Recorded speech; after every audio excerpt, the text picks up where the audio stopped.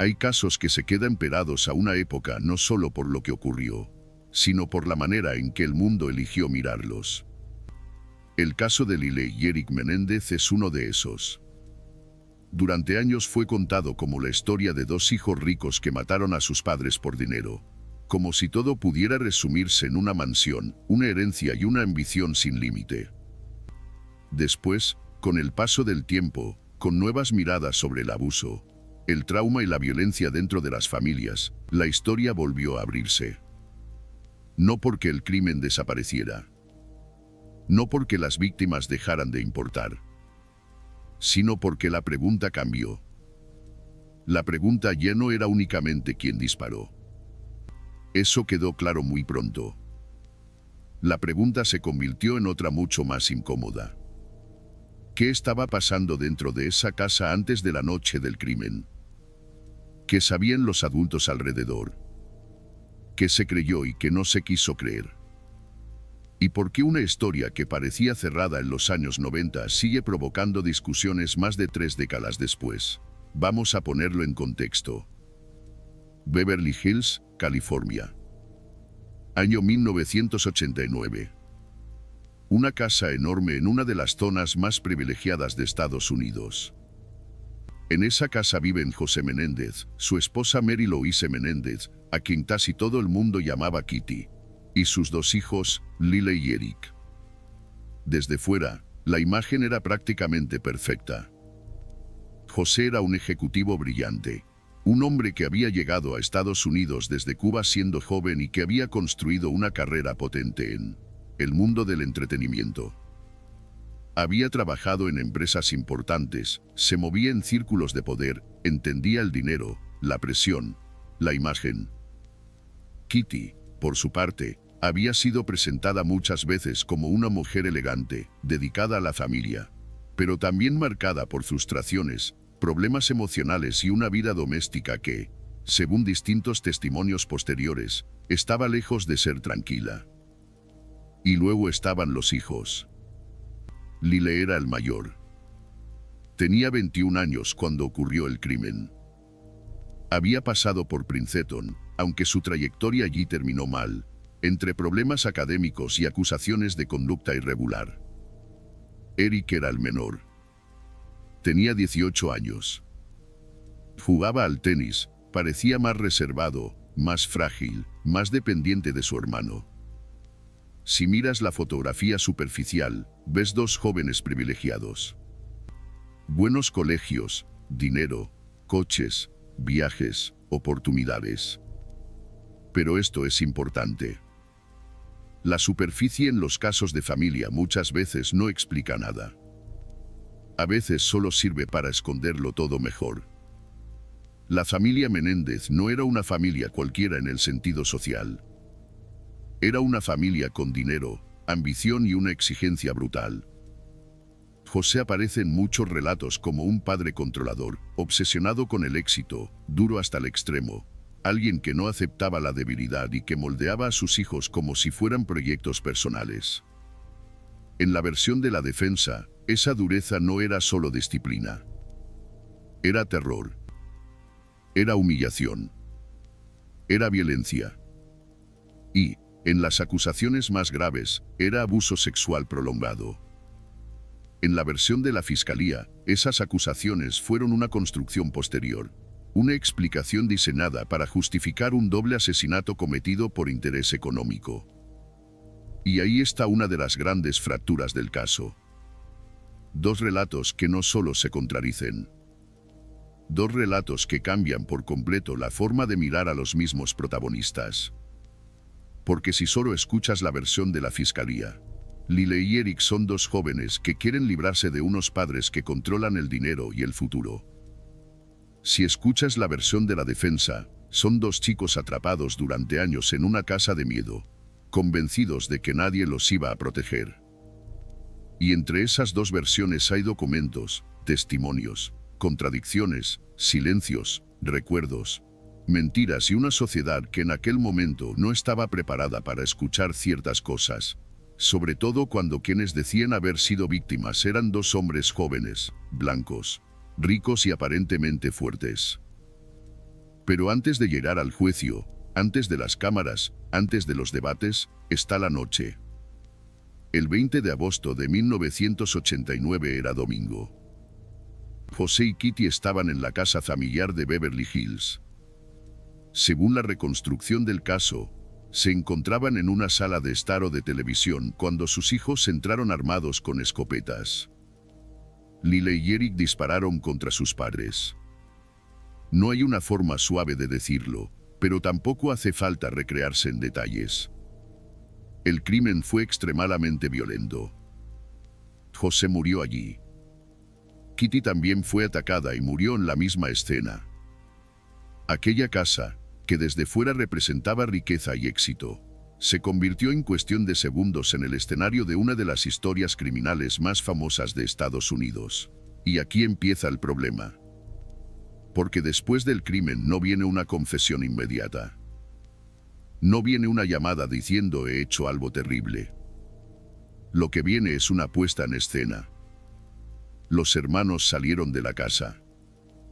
Intentaron construir una coartada.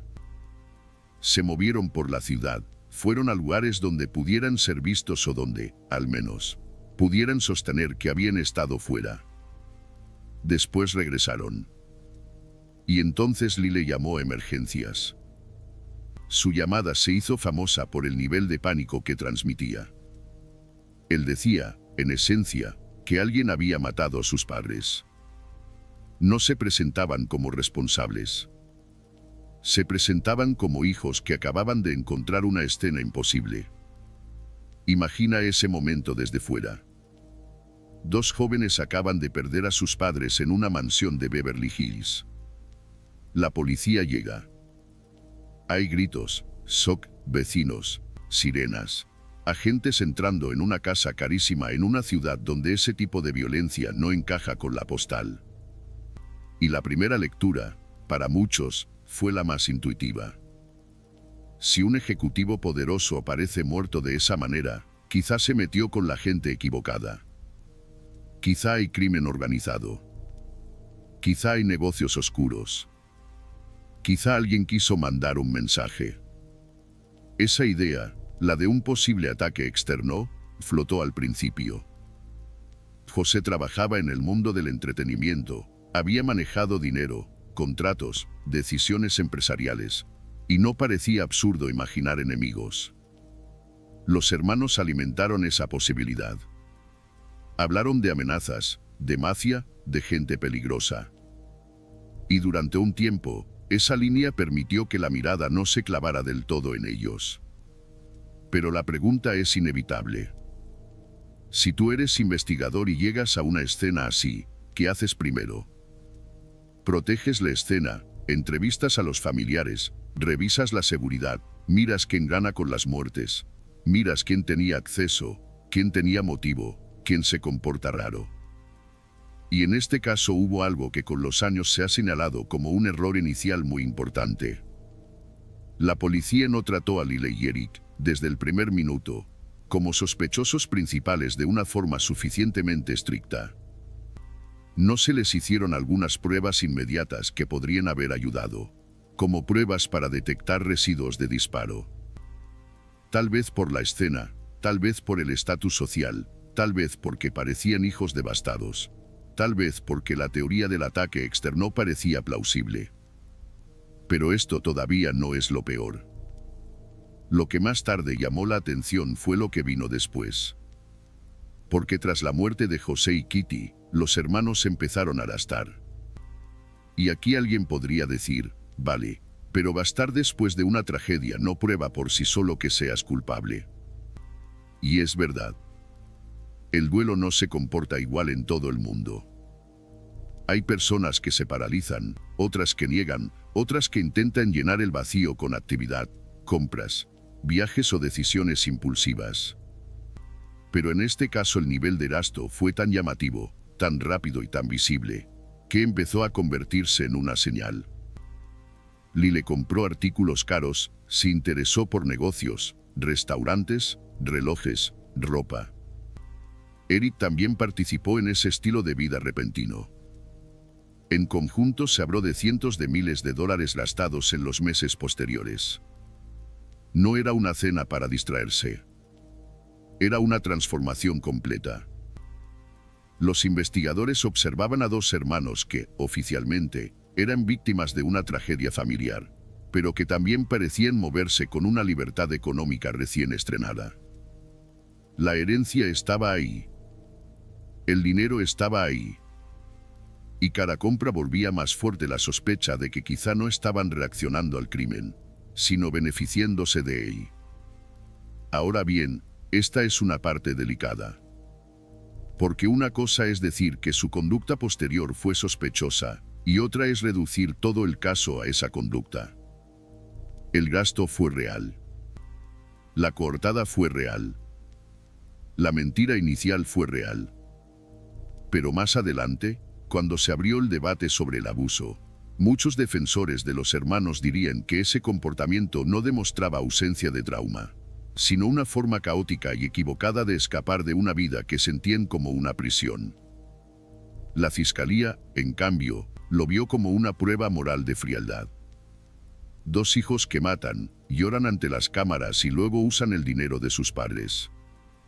Y ese choque de interpretaciones es lo que hace que este caso nunca se quede quieto. Porque si el crimen hubiera sido seguido por una confesión limpia, quizá la historia habría sido otra. Pero no fue así. Los hermanos mintieron. Sostuvieron la idea de que alguien externo había matado a José y Kitty. Intentaron seguir viviendo. Intentaron controlar el relato. Y durante meses, lo consiguieron a medias. Pero nadie puede controlar del todo lo que una culpa hace por dentro. Eric empezó a romperse. Esta parte es clave. Eric era el menor, y según muchos relatos parecía menos capaz de sostener la mentira. Se sentía mal, estaba ansioso, no lograba estabilizarse. Finalmente habló con un psicólogo llamado Jerome Ciel. En sesiones privadas, Eric acabó confesando que él y su hermano habían matado a sus padres. El consultorio, que debía ser un espacio protegido, se convirtió entonces en el centro de un terremoto legal. Porque esa confesión no quedó encerrada para siempre. Ociel grabó conversaciones. Su vida personal también se mezcló con el caso de una forma extraña, porque una mujer vinculada a él, Judalon Smith, terminó acudiendo a la policía y contando que los hermanos habían confesado. Y aquí viene uno de esos giros que parecen escritos para ficción, pero que ocurrieron de verdad. El caso no se resolvió porque una huella apareciera de pronto en un arma olvidada. No se resolvió porque un vecino recordara una matrícula. Se rompió desde dentro, por una confesión en terapia, por grabaciones, por relaciones personales, por miedo, por presión. Y cuando esa información llegó a las autoridades, la historia del ataque externo empezó a desmoronarse. Lyle fue arrestado en marzo de 1990. Eric, que estaba fuera de California en ese momento, regresó y también fue detenido. De pronto, los hijos que habían aparecido ante el mundo como víctimas se convirtieron en acusados. Y el país empezó a mirar de otra manera todo lo que había visto antes. Hay que entender el contexto mediático. Estamos en una época anterior a las redes sociales, pero no anterior al espectáculo. La televisión estadounidense ya sabía convertir un juicio en una obsesión nacional. Y el caso Menéndez tenía todos los ingredientes para ser devorado por el público. Beverly Hills. Una mansión. Padres ricos. Hijos jóvenes. Una fortuna. Un doble asesinato. Una llamada desesperada. Psicólogo. Cintas. Secretos familiares. Y luego, cuando la defensa empezó a hablar de abusos sexuales dentro de la familia, el caso pasó de ser una historia de codicia a una historia mucho más incómoda. Pero antes de entrar en el juicio, hay que detenerse en José y Kitty como víctimas. Porque en muchos debates sobre este caso, los padres desaparecen detrás de la discusión sobre los hijos. José y Kitty fueron asesinados en su propia casa. No estaban juzgados, no estaban condenados. No pudieron responder en un tribunal a todo lo que después se dijo de ellos. Esto no significa que las acusaciones de abuso deban ignorarse. Significa que, en un caso así, el respeto exige sostener dos ideas a la vez. Que un asesinato sigue siendo un asesinato. Y que una familia puede haber estado atravesada por violencias invisibles antes de que el crimen ocurriera. Esa es la incomodidad real del caso. No permite una lectura fácil sin dejar algo fuera. La fiscalía construyó una imagen muy clara. Según su relato, Lyle y Eric eran privilegiados, resentidos, interesados en la fortuna familiar y dispuestos a eliminar a sus padres para quedarse con el dinero. Habían comprado armas antes del crimen, habían intentado crear una coartada, habían mentido a la policía, habían gastado enormes cantidades después y solo hablaron de abuso cuando ya estaban acorralados. Para la acusación, esos elementos apuntaban a premeditación. La defensa construyó otra imagen. Según su relato, los hermanos habían vivido años bajo control y abuso. José no era solo un padre exigente, sino una figura aterradora. Kitty, lejos de ser una protectora, habría sido una madre emocionalmente inestable, a veces cruel, a veces cómplice por omisión o por incapacidad. Los hermanos no negaban haber disparado. Eso es importante. La defensa no decía que fueran inocentes en el sentido literal. Decía que actuaron desde el miedo, desde una percepción de amenaza, desde una historia de abuso que les había deformado la manera de entender el peligro. Y aquí entra una pregunta enorme. Para que una defensa de legítima defensa funcione, normalmente tiene que existir una amenaza inmediata. Un peligro claro, presente, no solo un miedo acumulado. La defensa de los Menéndez intentaba explicar que para alguien traumatizado, la inmediatez del peligro puede sentirse de otra forma. La fiscalía respondía que eso no bastaba, que comprar armas con antelación y disparar a los padres en casa no era defensa, sino un ataque planeado.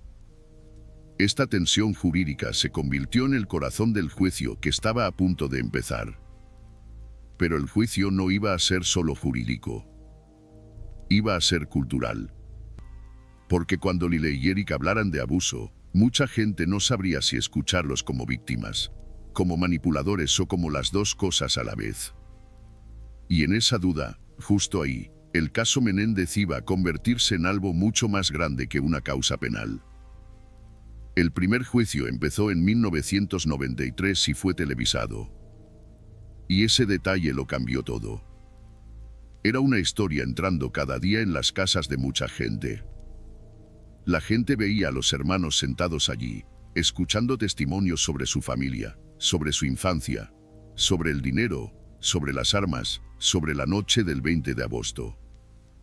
Y cada espectador se convertía en una especie de jurado paralelo. Esto es importante porque hoy estamos acostumbrados a que los casos criminales se vuelvan virales en cuestión de horas. Pero en aquel momento, la televisión era el gran escenario. Si un juicio se televisaba, el país entero podía empezar a opinar como si conociera todos los detalles. Y el caso Menéndez llegó justo en una época en la que Estados Unidos estaba fascinado por el crimen mediático, por los juicios largos, por los expertos opinando, por los presentadores reconstruyendo vidas ajenas noche tras noche. En ese primer juicio hubo una particularidad. Aunque Lyle y Eric fueron jurados juntos, cada uno tuvo su propio jurado. Dos jurados sentados en la misma sala, escuchando buena parte de la misma historia, pero encargados de decidir por separado el destino de cada hermano. La idea era evitar que una prueba admisible para uno contaminara al otro. Pero en la práctica, aquello también reforzaba una sensación extraña. Era una misma tragedia dividida en piezas. Un mismo crimen mirado desde dos ángulos. Y entonces llegaron los testimonios. Cuando Lyle subió al estrado, la imagen pública del caso empezó a fracturarse. Porque hasta ese momento mucha gente había visto a los hermanos como dos jóvenes fríos, arrogantes, quizá demasiado cómodos en el papel de víctimas. Pero al hablar, Lyle describió una infancia marcada por control, humillación y abuso. Relató que su padre había abusado sexualmente de él cuando era niño.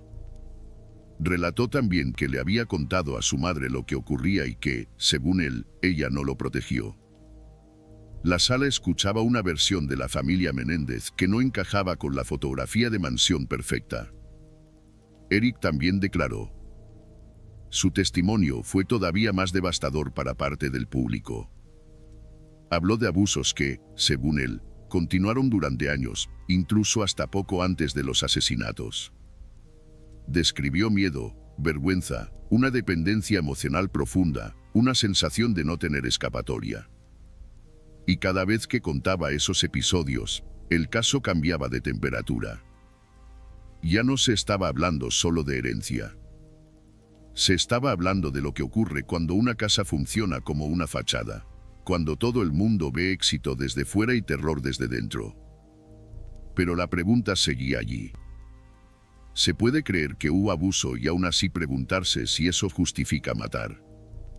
Se puede creer que los hermanos sufrieron y aún así ver premeditación. Se puede creer que la fiscalía simplificó demasiado la historia y aún así considerar que la defensa intentaba mover el foco desde el crimen hacia el pasado. Esa es la incomodidad. Este caso no ofrece una salida limpia. La defensa presentó a familiares y conocidos que hablaron de señales previas. Hubo testimonios sobre cambios de comportamiento, sobre miedo, sobre conversaciones antiguas, sobre cosas que los hermanos habrían dicho antes del crimen. Una prima de los hermanos, Diane van der Molen, declaró que Lyle le había contado de niño que su padre lo tocaba de forma inapropiada. Años más tarde también se hablaría de una carta de Eric a su primo Andy Cano. Una carta que supuestamente existía desde antes de los asesinatos y en la que Eric expresaba miedo hacia su padre. Esa carta se convertiría décadas después en una pieza importante dentro del debate público y legal. Pero en aquel primer juicio, lo que pesaba de manera inmediata era escuchar a los propios hermanos describirse no como asesinos codiciosos, sino como supervivientes rotos. Y aquí conviene detenerse. Porque el abuso no se ve siempre como la gente espera verlo. No siempre hay una denuncia inmediata. No siempre hay una víctima perfecta. No siempre hay coherencia absoluta. La vergüenza, el miedo, la dependencia económica, el deseo de que la familia siga pareciendo normal, todo eso puede enterrar una historia durante años. Pero también es cierto que en un tribunal no basta con que algo sea emocionalmente posible. Hay que probarlo. Hay que sostenerlo frente a preguntas durísimas. Hay que pasar por el filtro de una acusación que va a intentar mostrar contradicciones, intereses y motivos. La fiscalía golpeó precisamente ahí. Si los hermanos habían sufrido abusos tan graves, ¿por qué no fueron a la policía? ¿Por qué no escaparon? ¿Por qué compraron escopetas? ¿Por qué esperaron a un momento en que sus padres estaban en casa? ¿Por qué dispararon de esa manera? ¿Por qué mintieron después? ¿Por qué gastaron tanto dinero? ¿Por qué hablaron de mafia? ¿Por qué construyeron una coartada? Todas esas preguntas no eran menores. Eran el centro de la acusación. La defensa respondía con otra lógica. Cuando alguien ha crecido bajo control extremo, decía en esencia, no siempre percibe la salida como algo real. El miedo puede volverse una estructura. Puedes tener dinero alrededor y aún así sentirte atrapado. Puedes tener edad adulta legal y aún así seguir emocionalmente sometido. Puedes moverte por Beverly Hills, conducir un coche, ir a la universidad, y al mismo tiempo creer que tu padre controla todo, que nadie te va a creer, que si hablas vas a destruir a la familia o que vas a terminar muerto. Y la otra voz, la del oyente crítico, aparece casi sola. Vale, pero entonces ¿por qué después gastan como si acabaran de ganar un premio? ¿por qué no hay una búsqueda desesperada de ayuda? ¿Por qué esa frialdad aparente? Y la respuesta no es simple. Para la fiscalía, porque el dinero era el motivo. Para la defensa, porque el comportamiento posterior era caótico, inmaduro, lleno de negación y de una necesidad absurda de construir una vida nueva sobre las ruinas de la anterior. Dos lecturas. Los mismos hechos. Dos mundos morales distintos. En el juicio también se habló de José como figura de poder. Había nacido en Cuba y emigrado a Estados Unidos. Su historia personal era la del hombre que se abre camino, que asciende, que no acepta perder. Esa biografía fue utilizada de maneras distintas. Para algunos, explicaba una personalidad exigente, tal vez autoritaria, pero no necesariamente criminal dentro de su familia. Para otros, mostraba a alguien obsesionado con el control, con el prestigio, con construir hijos capaces de representar su propia idea de éxito. El problema es que una persona puede ser brillante en lo profesional y destructiva en lo íntimo. Y también puede ser duro sin ser abusador. El tribunal tenía que decidir qué parte estaba probada y qué parte era interpretación. Kitty, en cambio, fue presentada como una figura más contradictoria. En algunos relatos aparecía como víctima también de la dinámica familiar, una mujer atrapada, deprimida, frustrada, con problemas emocionales señalados por distintas fuentes del caso. En otros relatos, aparecía como alguien que sabía más de lo que decía y que no protegió a sus hijos. Para la fiscalía, era una madre asesinada junto a su esposo por dos hijos interesados. Para la defensa, era parte de un sistema familiar enfermo, aunque esa descripción nunca borraba el hecho de que ella también murió. Esto es importante. En los casos de true crime, a veces el relato empuja a elegir un bando emocional. O estás con los padres o estás con los hijos. O crees en el abuso o crees en el dinero. Pero la realidad puede ser más incómoda. Puedes creer que hubo señales de abuso y a la vez pensar que el crimen fue planificado. Puedes sentir compasión por los hermanos como posibles víctimas de infancia y aún así no olvidar que José y Kitty fueron ejecutados sin juicio, sin defensa, sin oportunidad de contar su versión. Ese primer juicio tuvo momentos que quedaron grabados en la memoria colectiva. Las lágrimas de los hermanos. Las discusiones sobre la terapia. Las cintas del doctor Ociel. El modo en que la televisión convertía cada gesto en material de debate. Si Eric lloraba, algunos veían dolor genuino y otros actuación. Si Lily hablaba con firmeza, algunos veían una víctima intentando sostenerse y otros un manipulador. El público no solo analizaba pruebas, analizaba caras, tonos, ropa, maneras de mirar. Y eso siempre es peligroso, porque el sufrimiento no tiene una estética única y la mentira tampoco. Las grabaciones de las sesiones con Ociel tuvieron un papel central. La defensa intentó protegerlas bajo la confidencialidad entre terapeuta y paciente. La acusación buscó usarlas como prueba. Hubo una batalla legal compleja sobre qué podía escucharse y qué no. Al final, partes de esas conversaciones fueron admitidas. Y ahí, el caso volvió a girar. Porque la confesión en terapia no era una confesión limpia ante la policía. Era una conversación dentro de un espacio supuestamente clínico, atravesada por miedo, por tensiones personales del terapeuta, por la intervención posterior de Hugh Allen Smith, por una cadena de acontecimientos que hacía que todo pareciera inestable. Hugh Allen Smith fue una figura extraña y decisiva. Ella había tenido una relación con Ociel y terminó informando a la policía de que los hermanos habían confesado. Su aparición añadió otra capa de espectáculo y desorden. La defensa cuestionó motivaciones, credibilidad, intereses. La acusación, sin embargo, tenía algo fundamental. La confesión existía. Eric había hablado. Lyle había sido implicado. La versión del ataque externo ya no se sostenía. Y aquí aparece una idea que atraviesa todo el caso. Los hermanos mintieron de forma deliberada después del crimen. Eso no está en duda. Mintieron a la policía, mintieron al público, sostuvieron una historia falsa. Para muchas personas, esa mentira destruye cualquier credibilidad posterior. Si mentiste sobre quién mató a tus padres, ¿por qué habría que creerte cuando hablas de abuso? Pero para otras personas, la mentira inicial no invalida automáticamente una historia de trauma. Alguien puede mentir para escapar de un crimen y aún así estar diciendo la verdad sobre lo que pasó antes. Esa posibilidad es lo que vuelve el caso tan difícil de encerrar en una sola frase. El primer juicio avanzaba con esa tensión constante. Por un lado, la imagen de dos jóvenes que habían comprado armas, habían matado y luego habían gastado.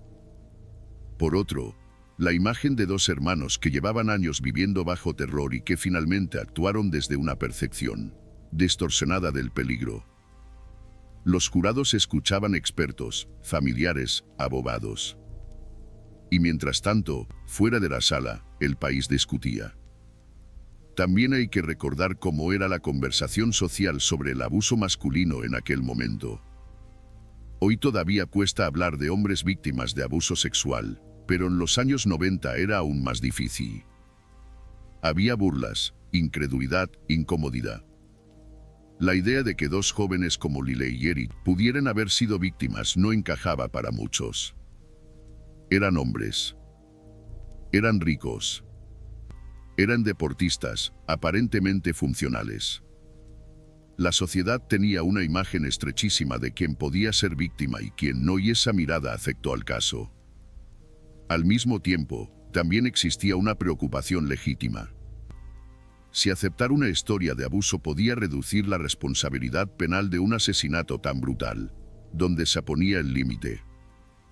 Esa pregunta inquietaba a mucha gente. No porque el abuso no importara, sino porque el derecho penal necesita separar explicación de justificación. Entender por qué alguien hace algo no siempre significa perdonarlo. Pero en una sala de juicio, esa línea puede volverse borrosa. La defensa necesitaba que el jurado entendiera el miedo. La fiscalía necesitaba que el jurado recordara la planificación. Vale, hasta aquí tenemos a dos hermanos que admiten haber matado. Tenemos una historia inicial falsa sobre asesinos externos. Tenemos compras de armas. Tenemos gasto de dinero. Tenemos una confesión en terapia.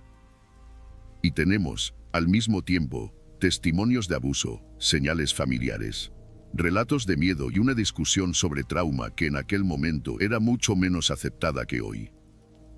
Esa es la mesa completa. Y con esa mesa, los jurados tenían que decidir. El resultado del primer juicio fue un bloqueo. Los jurados no lograron ponerse de acuerdo. En enero de 1994, el proceso terminó sin veredicto definitivo. Algunos jurados estaban inclinados hacia asesinato.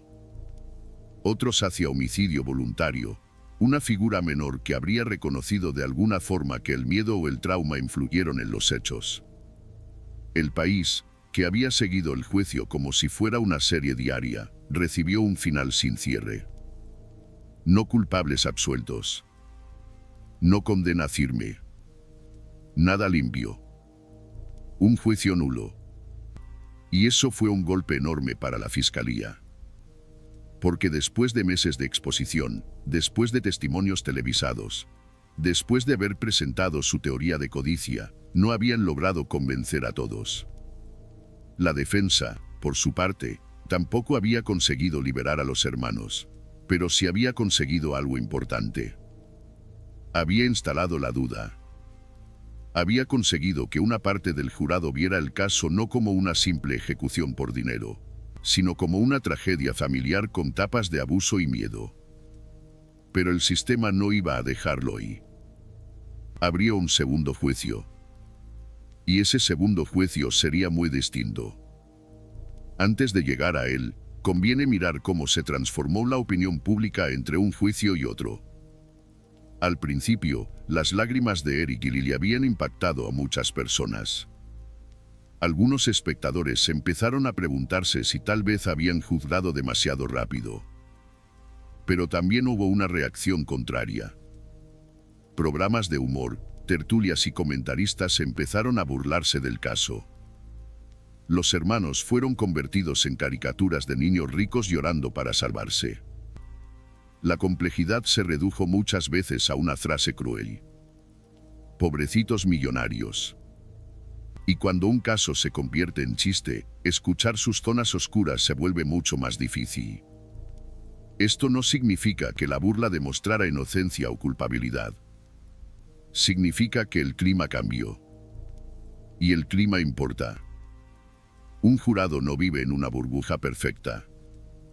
Aunque se le den instrucciones, aunque se controle la sala, aunque se hable de pruebas, los grandes casos mediáticos respiran el aire de su época. Y para cuando el segundo juicio se acercaba, el aire era distinto. Menos sorpresa. Más cansancio.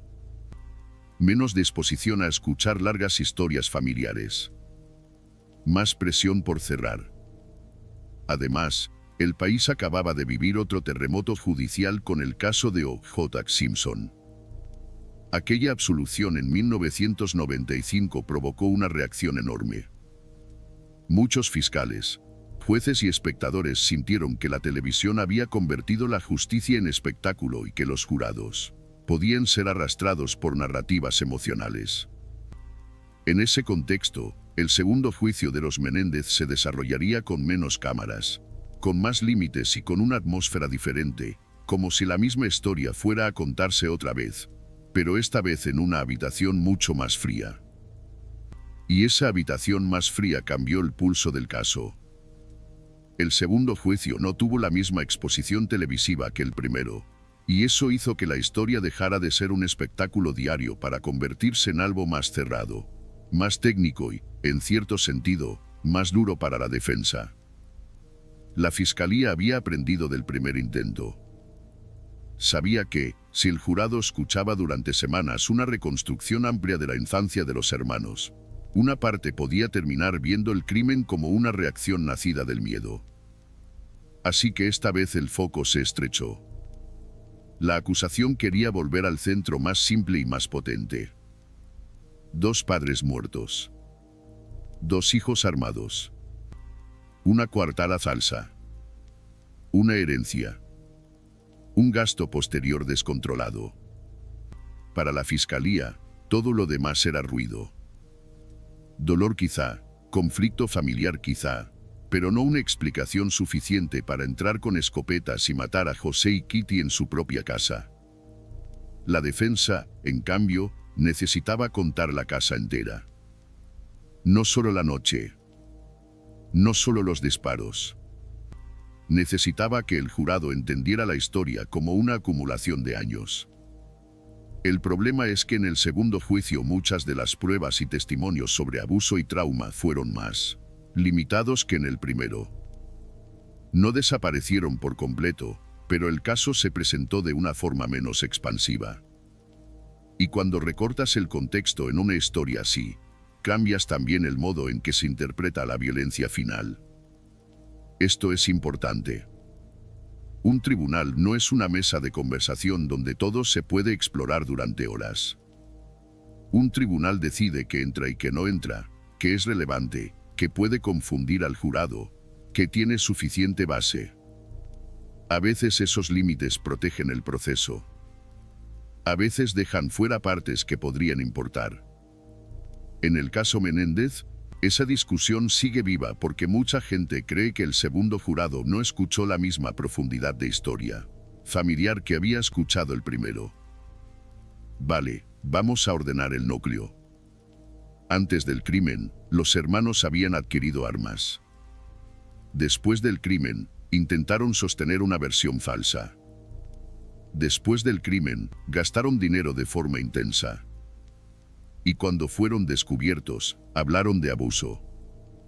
Para la fiscalía, la secuencia era reveladora. Primero matan, luego mienten, luego gastan, luego inventan o exageran. Para la defensa, la secuencia era otra. Primero sobreviven durante años a una dinámica de control y abuso, luego actúan desde un miedo extremo, luego entran en negación, luego se derrumban y por fin cuentan lo que no habían podido contar. La misma cronología. Dos lecturas completamente opuestas. En el segundo juicio, los abogados de la acusación insistieron en algo que sonaba simple pero que jurídicamente pesaba muchísimo. La amenaza no era inmediata. José y Kitty estaban en la sala. No estaban atacando en ese momento. No había una agresión física en curso. Los hermanos podían haber salido, podían haber llamado a alguien, podían haber buscado ayuda. Esa idea fue una y otra vez al centro. El miedo pasado, incluso si existía, no convertía automáticamente un asesinato en defensa propia. La defensa intentaba responder desde el trauma. Decía que para alguien sometido durante años, la salida no siempre se percibe como salida. Decía que los hermanos creían que estaban en peligro real. Decía que Eric había contado a Lyle que el abuso continuaba, que Lyle había confrontado a sus padres, que la tensión en la casa se había disparado y que ellos pensaron que sus padres podían matarlos para impedir que el secreto saliera. Pero esa explicación dependía de que el jurado aceptara un mundo interior muy complejo. Un mundo de miedo, vergüenza, obediencia y percepción distorsionada del peligro. Y en el segundo juicio, la fiscalía consiguió que el jurado mirara menos hacia ese mundo interior y más hacia los actos externos. La diferencia es brutal. Si miras desde fuera, ves preparación. Si miras desde dentro de la versión de la defensa, ves pánico acumulado. Si miras desde el derecho penal más estricto, preguntas dónde estaba el peligro inmediato. Si miras desde la psicología del trauma, preguntas qué significa inmediato para alguien que siente que nunca ha estado a salvo. Pero un jurado no decide teorías generales. Decide un caso. Y en 1996, el segundo jurado decidió. Lyle y Eric Menéndez fueron condenados por asesinato en primer grado y conspiración para cometer asesinato. La sentencia fue cadena perpetua sin posibilidad de libertad condicional. No pena de muerte, pero sí una condena que equivalía a morir en prisión. Dos hermanos que habían entrado en el juicio como figuras ambiguas, odiadas por algunos y compadecidas por otros, salieron oficialmente convertidos en asesinos condenados para siempre. Ese momento cerró el caso en términos judiciales, pero no lo cerró en términos humanos. Porque una sentencia puede terminar un proceso penal, pero no necesariamente termina la discusión sobre lo que ocurrió antes. Y en el caso Menéndez, las preguntas sobrevivieron. Durante mucho tiempo, su historia quedó congelada en la imagen pública de los 90. Para una parte enorme de la sociedad, eran simplemente los hermanos ricos que mataron a sus padres por dinero. Esa era la frase que había ganado. Era corta, fácil, repetible. Y las frases cortas suelen vencer a las historias complejas. Pero el tiempo hace algo extraño con los casos mediáticos. Lo que una generación entendió de una manera, otra puede volver a mirarlo con preguntas distintas. No porque los hechos cambien, sino porque cambia el marco mental con el que se interpretan. En los años 90, la idea de abuso sexual masculino dentro de una familia rica era recibida muchas veces con burla o incredulidad. Décadas después, el público está más familiarizado con conceptos como trauma, abuso intrafamiliar, silencio de las víctimas, memoria traumática, vergüenza masculina y dinámicas de control. Eso no convierte automáticamente a los hermanos en inocentes. Pero sí hace que muchas personas vuelvan a preguntarse si el juicio, especialmente el segundo, permitió escuchar de verdad toda la historia. Y ahora viene otro giro, mucho más lento. No un giro de escena del crimen. Un giro cultural. Con el auge de las redes sociales y los documentales de True Crime, El caso Menéndez volvió a circular. Nuevos espectadores empezaron a ver fragmentos de los testimonios del primer juicio. Gente que no había nacido en 1989 vio a Eric llorando en el estrado. Vio a Lile hablar de su infancia. Vio las preguntas de los abogados. Vio el contraste entre la narrativa de los hijos codiciosos y la narrativa de los hijos abusados. Y para muchos, especialmente jóvenes acostumbrados a hablar de salud mental y trauma con otro lenguaje, la reacción fue muy distinta a la de los 90. Algunos empezaron a decir que no se les había creído porque eran hombres. Otros insistieron en que el dinero y el privilegio habían distorsionado tanto la simpatía como el rechazo. Otros señalaron que si los mismos hechos se contaran hoy, quizá el resultado legal no cambiaría, pero el debate social sí sería diferente. Y también hubo quienes se mantuvieron firmes en la lectura original. Mataron a 2 personas. Mintieron. Gastaron. Fueron condenados. El abuso, probado o no, no borra la brutalidad del crimen. En ese punto, el caso volvió a dividir al público, pero de una manera nueva. Ya no era solo televisión contra jurado. Era una conversación global, fragmentada, emocional, a veces informada y a veces superficial, circulando por vídeos cortos, hilos, podcasts, documentales y debates. Cada generación encontró su propio Menéndez. Para algunos, el símbolo de la impunidad de los ricos. Para otros, el símbolo de víctimas que no fueron escuchadas. Para otros, una tragedia donde casi todos los relatos simplificados fallan. Pero hay algo que no se puede perder en medio del ruido. José y Kitty fueron asesinados. Ese hecho no se vuelve secundario porque el caso sea complejo. La defensa de los hermanos siempre ha dependido de mirar el antes, pero el antes no elimina el después. El crimen fue real, la violencia fue real, la mentira posterior fue real, el dolor de los familiares también fue real. Y al mismo tiempo, las acusaciones de abuso no pueden tratarse como un simple accesorio narrativo solo porque incomodan. La dificultad del caso está precisamente en sostenerlo todo sin convertirlo en caricatura. Cuando se revisan los testimonios y los relatos familiares, aparecen señales que para los defensores de Lile y Eric importan mucho. Comentarios supuestamente hechos años antes. Cambios de conducta. Miedos. Relaciones familiares marcadas por control. Una prima dijo que Lile le había hablado de abuso cuando era niño. También se ha hablado de una carta de Eric a su primo Andy Cano. Una carta que habría existido desde antes de los asesinatos y en la que Eric expresaba miedo hacia su padre. Décadas después, otra acusación externa contra José Menéndez apareció en el debate público cuando Roy Rosselló, antiguo integrante del grupo Menudo, afirmó que José lo había agredido sexualmente cuando era menor.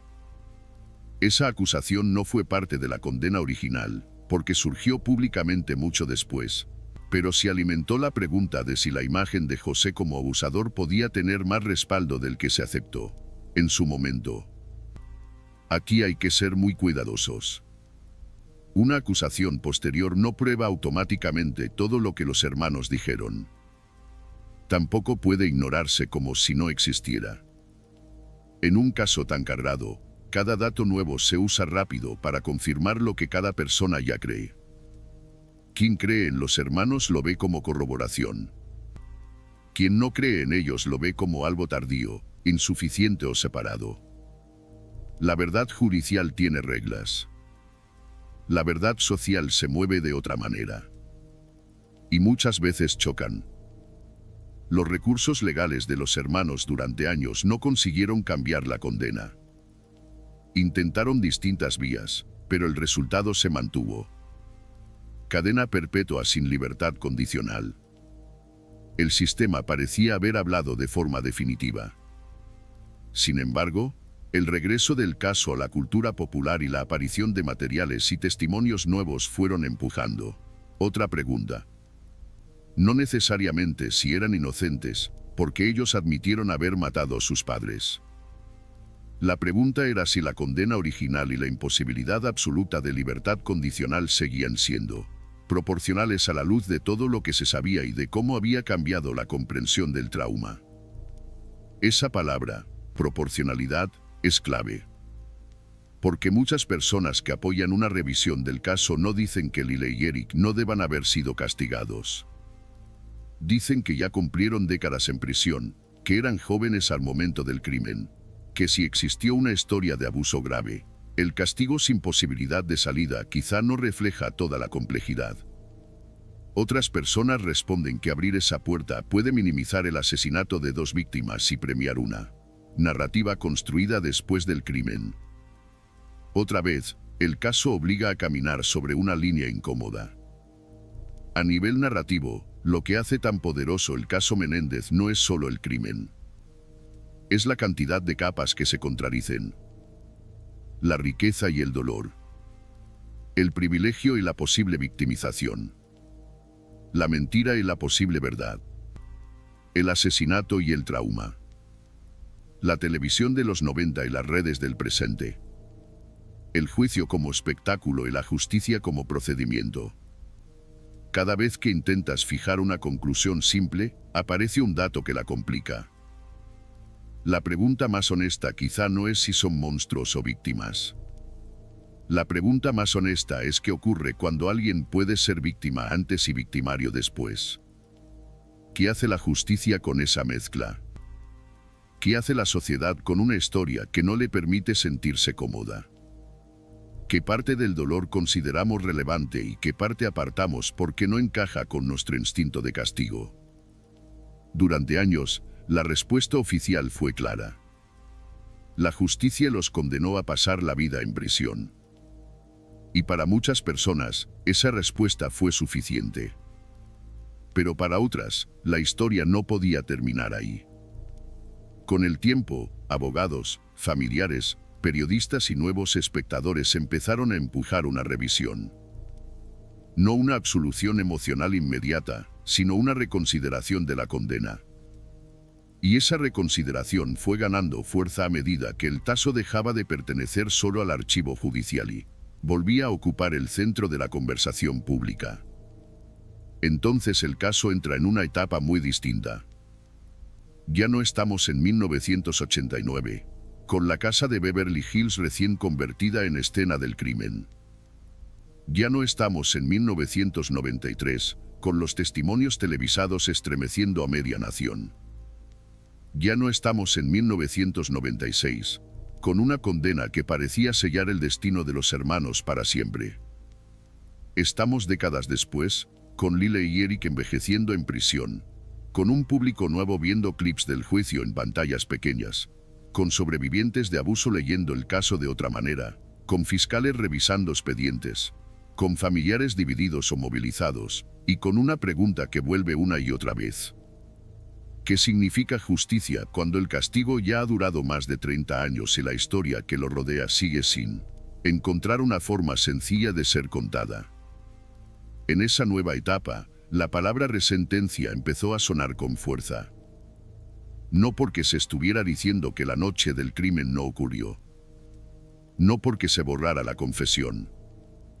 No porque los hermanos negaran su responsabilidad material. Sino porque el debate se desplazó hacia si la pena original, cadena perpetua sin posibilidad de libertad condicional, debía mantenerse intacta.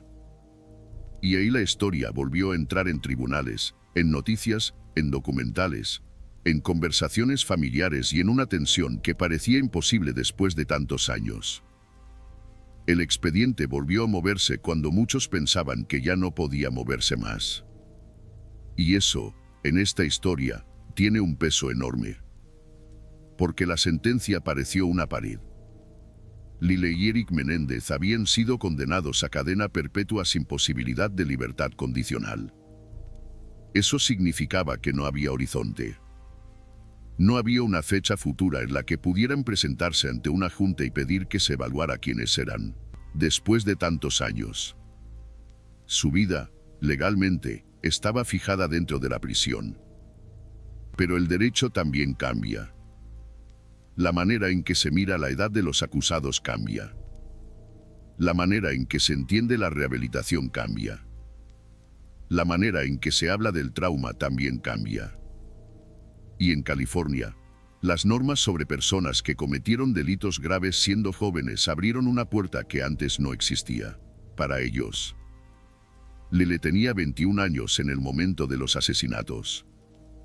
Eric tenía 18. Esa diferencia no borraba lo que hicieron, pero sí permitía que un juez revisara si una condena sin ninguna posibilidad de libertad seguía siendo la única respuesta posible. En mayo de 2025, esa revisión llegó a un punto decisivo. Un juez redujo sus condenas a 50 años a cadena perpetua. A nivel práctico, eso los convertía en elegibles para libertad condicional, porque ya habían cumplido más de 3 décadas en prisión. La noticia no significaba que fueran a salir inmediatamente. No era una puerta abierta de golpe. Era más bien una puerta que antes estaba sellada y que por primera vez podía ser tocada desde dentro. Para quienes apoyaban a los hermanos, la resentencia fue una señal de que el sistema por fin estaba mirando el expediente completo. No solo la noche del crimen, sino también la edad, el posible abuso, la conducta en prisión, los programas de rehabilitación, las décadas transcurridas, el arrepentimiento expresado, las cartas de apoyo de familiares y de personas que los conocieron en la cárcel. Para quienes se oponían, fue una herida reabierta. Porque desde esa mirada, nada de lo ocurrido después podía cambiar el hecho central. José y Kitty habían sido asesinados en su casa por sus propios hijos. Y permitir siquiera una opción de libertad parecía, para muchos, una forma de suavizar un crimen brutal. La audiencia de resentencia mostró algo que también resulta difícil de procesar. Muchos familiares de José y Kitty hablaron a favor de Lyle y Eric. No todos, pero sí muchos. Algunos dijeron que los habían perdonado. Otros insistieron en que creían las acusaciones de abuso. Otros hablaron de los hermanos como hombres transformados. Esa imagen chocaba con la idea simple de una familia de víctimas pidiendo castigo eterno. La familia extendida también estaba fracturada, pero una parte significativa se presentó no para negar el horror del asesinato, sino para pedir que la historia no terminara únicamente en castigo. Y aquí la pregunta se vuelve todavía más difícil. ¿Qué hacemos cuando algunos familiares de las víctimas piden clemencia? ¿Qué hacemos cuando otros, o el propio Estado, siguen viendo peligro, manipulación o falta de responsabilidad plena? La justicia no pertenece solo a la familia, pero la familia tampoco es un elemento decorativo.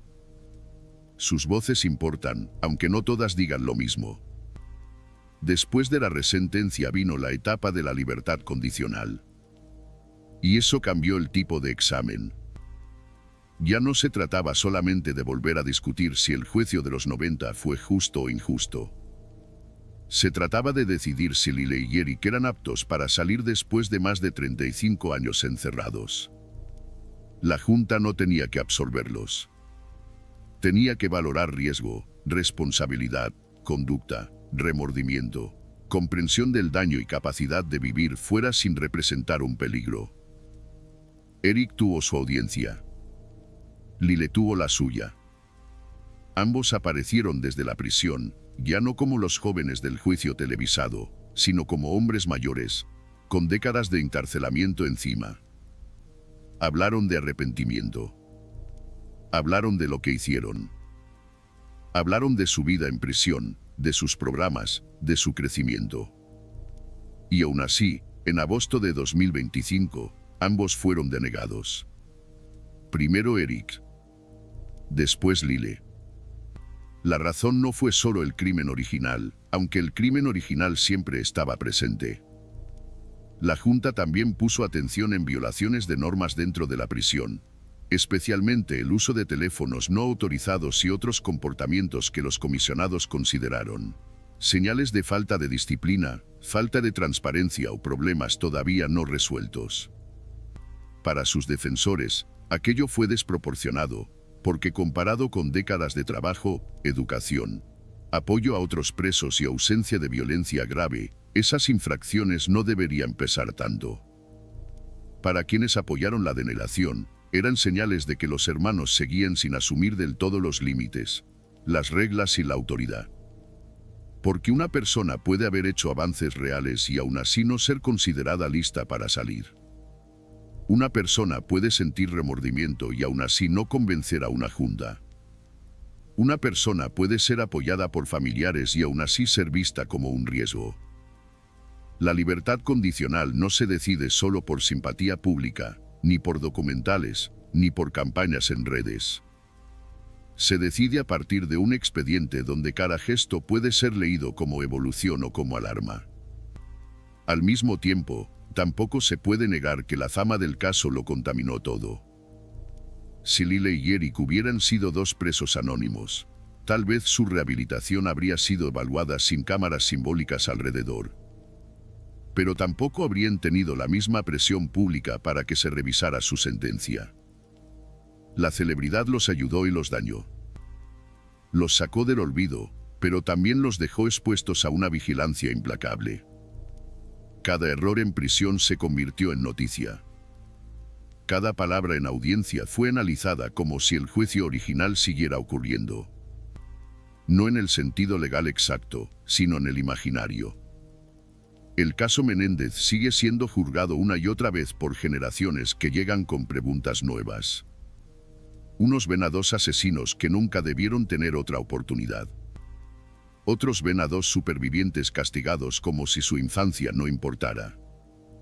Otros se quedan en medio, incómodos, aceptando que el abuso puede haber sido real y que el asesinato también fue imperdonable. Esa posición intermedia no suele ser popular, porque no ofrece una frase potente. Pero quizá es la única que permite mirar el caso sin convertirlo en propaganda. Lo más duro de esta historia es que todas las versiones dejan algo roto. Si crees únicamente que mataron por dinero, tienes que explicar por qué tantas personas cercanas aceptaron o respaldaron parte de la historia de abuso. Si crees únicamente que actuaron en defensa propia, tienes que explicar las armas, la coartada, la mentira, el gasto y la violencia de la escena.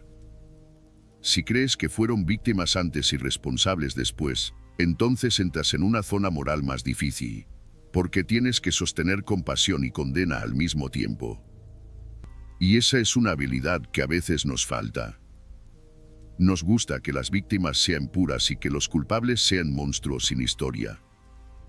Nos gusta que el relato nos permita descansar. Pero muchas historias reales no hacen eso. En algunas, el daño circula antes de explotar. En algunas, una persona que sufrió termina causando un daño irreparable. En algunas, entender el origen no alcanza para perdonar el resultado. Y en algunas, castigar el resultado no alcanza para comprender el origen. José Menéndez tenía 45 años cuando murió. Kitty tenía 47. Eran personas reales, no solo nombres dentro de un expediente. Tenían hermanos, familiares, historia, contradicciones, errores, afectos, zonas que nunca se conocerán por completo. Murieron violentamente y no pudieron responder a las acusaciones que después definirían la memoria pública de la familia. Ese punto debe permanecer en el centro, porque si se pierde, el caso se convierte en un debate abstracto sobre trauma y justicia, y deja atrás a dos personas asesinadas. Pero Lyle y Eric también eran personas reales antes de convertirse en acusados. Eran hijos dentro de una estructura familiar que, según múltiples testimonios, estaba marcada por presión, miedo y secretos. Tenían edades jóvenes cuando cometieron el crimen. Vivieron más tiempo en prisión que en libertad. Y aunque su responsabilidad penal fue establecida, la pregunta sobre cómo se formaron, qué vivieron y qué se les creyó sigue siendo parte del expediente moral, aunque no todos acepten que deba pesar en el expediente judicial. Tal vez por eso el caso regresó con tanta fuerza en tiempos recientes. No solo porque el true crime se volvió popular. No solo porque las plataformas recuperaron testimonios antiguos. Regresó porque toca debates muy actuales. Cómo se reconoce el abuso cuando no encaja con la imagen esperada. Cómo se castiga a personas que cometieron crímenes horribles siendo jóvenes. Cómo se mide la rehabilitación. Cómo se separa justicia de venganza. Cómo se evita que la compasión por un acusado borre a las víctimas. Cómo se evita que la memoria de las víctimas borre toda explicación incómoda sobre lo que pudo haber ocurrido antes. Los hechos básicos siguen ahí. La noche del 20 de agosto de 1989, Lyle y Eric mataron a sus padres. Después mintieron. Después gastaron. Después fueron descubiertos. Después hablaron de abuso. En el primer juicio, esa historia dividió a los jurados. En el segundo, fueron condenados por asesinato en primer grado y conspiración. En 1996, fueron enviados a prisión de por vida sin libertad condicional. En 2025, sus condenas fueron reducidas y se les permitió pedir libertad condicional. En agosto de ese mismo año, la Junta se la negó a ambos. Y, salvo nuevos cambios legales o decisiones posteriores, su próxima oportunidad ordinaria quedaría años después. Pero una cronología no explica del todo el peso de una historia. Lo que queda después es una sensación difícil. La sensación de que hubo una casa donde algo estaba profundamente mal mucho antes de los disparos. La sensación de que dos padres fueron asesinados de una manera que ninguna explicación puede volver aceptable. La sensación de que dos hijos quizá aprendieron el miedo antes de aprender a pedir ayuda. La sensación de que la justicia tuvo que decidir entre categorías demasiado rígidas para una familia demasiado rota. No hace falta convertir el caso en una moraleja fácil. No hace falta decir que todo fue dinero, ni que todo fue trauma. No hace falta elegir una frase que mate el resto de la historia. Lo que sí se puede decir es que el caso Menéndez sigue vivo porque obliga a mirar algo que preferimos evitar. Que el horror no siempre entra desde fuera de la casa. A veces vive dentro, se sienta a la mesa, paga las facturas, sonríe en fotografías familiares y aprende a parecer normal. También obliga a recordar que el dolor no concede permiso automático para destruir otras vidas. Una infancia dañada puede explicar una herida, pero no resucita a quienes murieron. La violencia recibida puede formar a una persona, pero la violencia ejercida deja nuevas víctimas. Y cuando esas dos verdades chocan, el resultado no es claridad. Es una tragedia. Lyle y Eric Menéndez no son solo los hermanos de las escopetas, ni solo los chicos que dijeron haber sido abusados, ni solo los presos que décadas después pidieron otra oportunidad.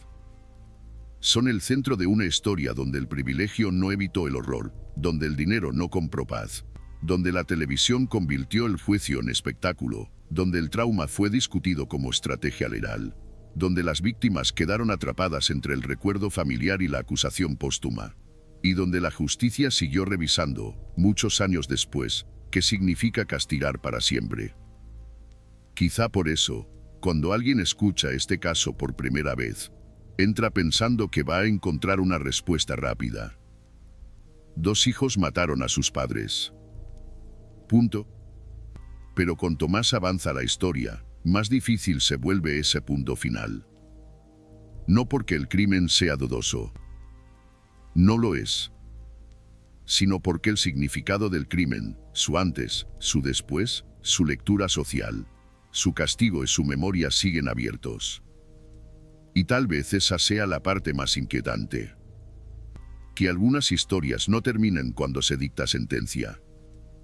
No terminan cuando alguien entra en prisión.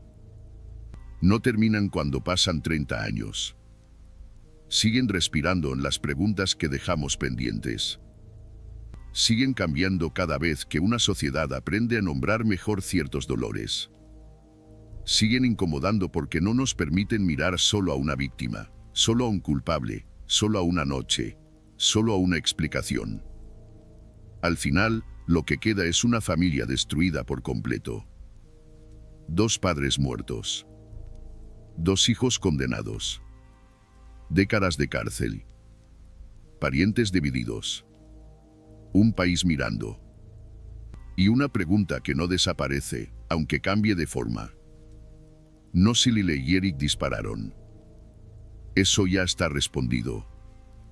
La pregunta que permanece es qué se hace con una verdad que no cabe entera en una sola versión. ¿Qué se hace cuando una historia exige justicia para los muertos, pero también comprensión de lo que pudo haber ocurrido entre los vivos antes de que todo estallara? ¿Qué se hace cuando castigar parece necesario, pero entender también? ¿Qué se hace cuando el cierre legal llega, pero el cierre humano no? Y esa es la razón por la que el caso Menéndez sigue volviendo.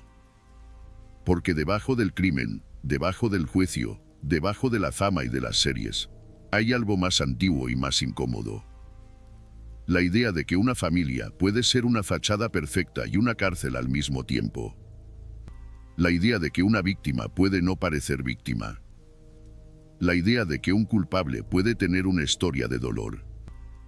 La idea de que la justicia no siempre alcanza para ordenar lo que el daño dejó hecho pedazos. No hay una forma sencilla de cerrar esto sin traicionar alguna parte. Si se cierra solo con José y Kitty, se pierde la pregunta sobre el abuso y el trauma. Si se cierra solo con Lyle y Eric, se pierde el asesinato de dos personas que nunca debieron morir. Así que quizá el cierre más honesto es aceptar la incomodidad. Mirar la casa entera. La sala donde terminó todo. Los años que pudieron precederla. El juicio que lo convirtió en espectáculo. La prisión que lo convirtió en vida. Y el presente, donde seguimos preguntándonos si entender una historia significa justificarla, o si quizá entenderla es precisamente la forma más seria de no repetirla. Porque más allá del morbo, más allá de los titulares y de las teorías, lo que queda aquí es una advertencia. Las señales familiares importan. Las voces que hablan de abuso importan. Las víctimas de un crimen importan. La responsabilidad importa. Y cuando una sociedad decide escuchar solo una de esas cosas, algo se rompe. El caso Menéndez no ofrece paz. Ofrece preguntas. Y quizás por eso todavía nos persigue.